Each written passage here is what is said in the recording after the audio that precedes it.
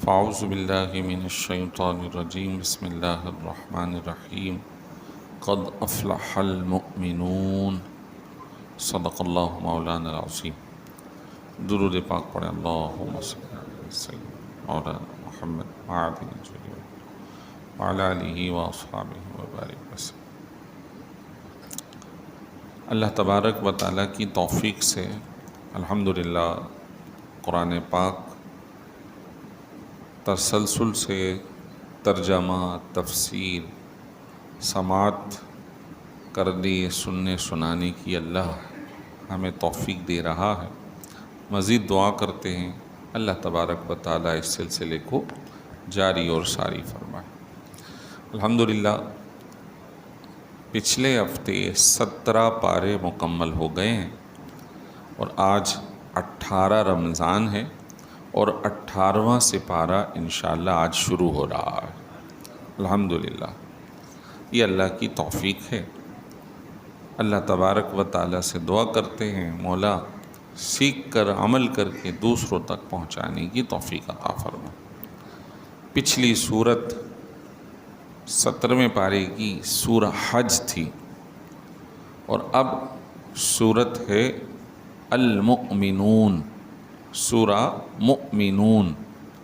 مؤمنون کا مطلب ایمان لانے والے۔ خصوصی طور پہ اس سورت کا آغاز ایمان لانے والے یعنی مسلمانوں کے احکام سے سلسلہ اس سورت کا شروع ہو رہا ہے، تو اس سورت کا نام سورہ مؤمنون رکھا گیا۔ یہ سورت مکہ مکرمہ میں نازل ہوئی، بالکل ابتدا میں۔ تو اس سورت کے اندر ابتدائی طور پہ عبادت، اخلاقیات اور ایمانیات ان کا مختصر تذکرہ موجود ہے۔ دونوں صورتوں کے اندر مناسبت، جیسے میں نے بتایا کہ دونوں مکے میں نازل ہوئی ہیں ایک، اور دوسری بات یہ ہے کہ پچھلی صورت کے آخر میں یہ بات فرمائی گئی تھی کہ اے ایمان والو رکوع کرو، سجدہ کرو، اعمال خیر کرو اور اللہ کی راہ میں جہاد کرو۔ تو یہ مختصراً کہ تم رکوع کرو، سجدہ کرو، اعمال خیر کرو، تو اس کی وضاحت گویا اب اس صورت میں آ رہی ہے کہ وہ اعمال خیر کیا ہیں اور کس طرح اللہ کی عبادت کرنی ہے۔ تو پہلا جملہ اللہ تبارک و تعالی نے ہمیں عطا فرمایا اور وہ یہ ہے قد افلح المؤمنون الذین هم فی صلاتهم خاشعون۔ بے شک وہ مسلمان کامیاب ہو گئے، بے شک ایمان والوں نے کامیابی حاصل کر لی۔ کون؟ الذین هم فی صلاتهم خاشعون، جو اپنی نمازوں میں خشوع اور خضوع رکھتے ہیں، خوف الہی اور بالکل اخلاص نیت کے ساتھ اللہ کی عبادت کرتے ہیں۔ خشوع کا مطلب ہے جھک جانا، مائل ہو جانا۔ وہ نماز جو دلوں کو اللہ کی اطاعت کی طرف مائل کر دے، وہ عبادت جو بندے کو اللہ کی محبت سے آشنا کر دے، وہ عبادت جو دنیاوی رغبتوں سے بیزار کر دے، ایسی عبادت کو خشوع اور خضوع کی عبادت کہا جاتا ہے۔ مثلا سیدی غوث پاک رحمۃ اللہ تعالی علیہ کا واقعہ کہ سیدی غوث پاک رحمۃ اللہ تعالی علیہ اس قدر انہماک اور خشوع اور خضوع سے نماز ادا فرماتے کہ ایک مرتبہ آپ بغداد شریف میں نماز ادا کر رہے تھے۔ اس وقت کچے گھر ہوا کرتے تھے اور جو زہریلی موذی جانور ہیں وہ گھومے پھرا کرتے تھے، بچھو، سانپ وغیرہ، تو ایک سانپ چھت سے آپ کے اوپر گرا، لیکن آپ نے اپنی نماز کو جاری رکھا، کافی دیر وہ لٹکا رہا، اس کے بعد اس نے پھن اپنا گھما کر چہرے کی طرف بھی کیا، لیکن آپ نے توجہ کیے بغیر نماز جاری رکھی۔ پھر وہ اتر گیا، آپ نے رکوع سجدہ کیا تو وہ گود میں آ کے بیٹھ گیا، اور پھر تھوڑی دیر کے بعد وہ ہٹ گیا۔ جب نماز سے فارغ ہوئے تو وہ سانپ حقیقت میں ایک جن تھا۔ وہ کہنے لگا میں نے کئی لوگوں کو آزمایا لیکن میں نے آپ کو ثابت قدم پایا۔ آپ اس قدر انہماک سے نماز ادا فرماتے تھے۔ نبی پاک صلی اللہ علیہ وسلم جب نماز ادا فرماتے تو اتنی عاجزی سے کہ دل میں جیسے ایک ابال اٹھ رہا ہو پانی کا، اس طرح کی کیفیت۔ اب ہماری نماز تو 1 2 3 4 بھاگم دوڑ، اور اگر نماز کبھی لمبی ہو جائے تو پھر امام کی خیر نہیں، اگر رکوع سجدہ لمبا ہو جائے تو پھر شاید کہیں گم تھے، اور خود ہماری نماز ہمارے اکیلے بھی پڑھیں تو وہ طویل نہیں ہو پاتی، وہ اخلاص والی نہیں ہو پاتی، وہ بے خیال والی نہیں ہو پاتی، اور وہ ذہنی ہماری جو ہم آہنگی ہے وہ برقرار نہیں ہو پاتی۔ جبکہ یہاں پہ فرمایا گیا کہ کامیاب وہ ہے کہ جو اپنی نمازوں میں خشوع اور خضوع رکھے۔ ایک مفہوم خشوع اور خضوع کا یہ بھی ہے کہ نماز اس بندے کی جو نماز اسے گناہوں سے روک دے، جو نماز اسے برے کاموں سے روک دے، وہ نماز اس کی خشوع اور خضوع کی نماز ہے۔ اب یہ بھی ہے کہ ہم نماز بھی پڑھ رہے ہیں اور گناہ بھی کر رہے ہیں، نماز بھی پڑھ رہے ہیں اور جھوٹ بھی بول رہے ہیں، حرام کی طرف مائل بھی ہیں، بے حیائی کی طرف مائل بھی ہیں، اور ہم سب ہی اس زمانے کے اندر ایسے جکڑے ہوئے ہیں کہ یہاں سلام پھیرنے کی بس دیر ہوتی ہے کہ پھر دنیا ہمیں دائیں بائیں ہر طرف نظر آنا شروع ہو جاتی۔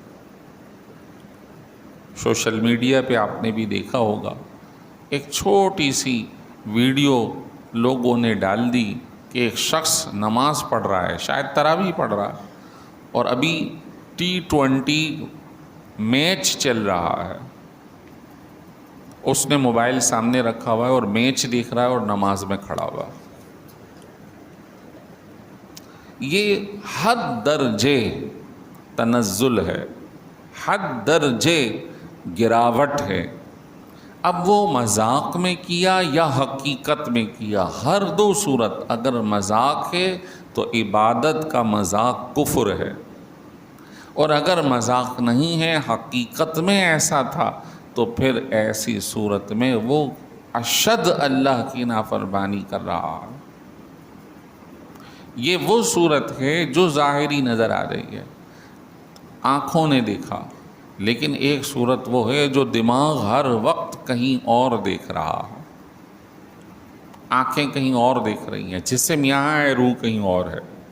تو یہ ہمارے ساتھ جو صورتحال ہے وہ بہت ہی زیادہ خطرناک ہے، اور پھر اس کا خیال نہ کرنے کی وجہ سے وہ عبادت بظاہر عبادت ہونے کے ضائع ہوتی ہوئی نظر آتی ہے۔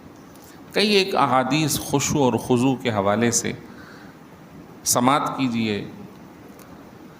حضرت ابو ہریرہ رضی اللہ تعالیٰ عنہ فرماتے ہیں میں نے رسول پاک صلی اللہ علیہ وسلم کو فرماتے سنا کہ اللہ کی راہ میں جہاد کرنے والی کی مثال اس طرح ہے، اور اللہ ہی خوب جانتا ہے کہ کون اس کی راہ میں جہاد کرتا ہے، جس طرح روزہ رکھنے والا، نماز میں قیام کرنے والا، خشوع اور خضوع کرنے والا، رکوع اور سجدے کرنے والا، یعنی مجاہد کو تشبیہ ایسے نمازی سے دی گئی ہے جو نمازی رکوع اور سجدے میں خشوع اور خضوع کر رہا ہو۔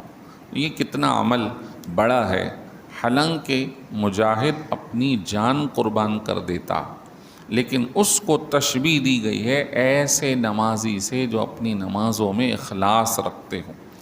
ایک اور حدیث شریف سنیے، حضرت عقبہ بن عامر رضی اللہ تعالیٰ عنہ بیان کرتے، رسول پاک صلی اللہ علیہ وسلم نے فرمایا، جو مسلمان بھی اچھے طریقے سے وضو کرتا ہے، پھر اس طرح کھڑا ہو کر نماز پڑھتا ہے کہ وہ ان 2 رکعتوں کی طرف اپنے دل اور چہرے سے متوجہ ہوتا ہے، اس کے لیے جنت واجب ہو جاتی ہے۔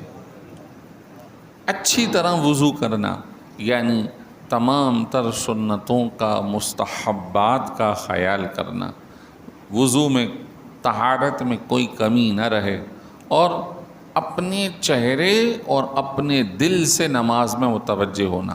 وہی بات جو میں بار بار دہرا رہا ہوں، ہمارا چہرہ تو ہے، ہم رکوع اور سجدہ تو کر رہے ہیں، لیکن ہماری جو کیفیت ہے اخلاص کی وہ نہیں بن پا رہی۔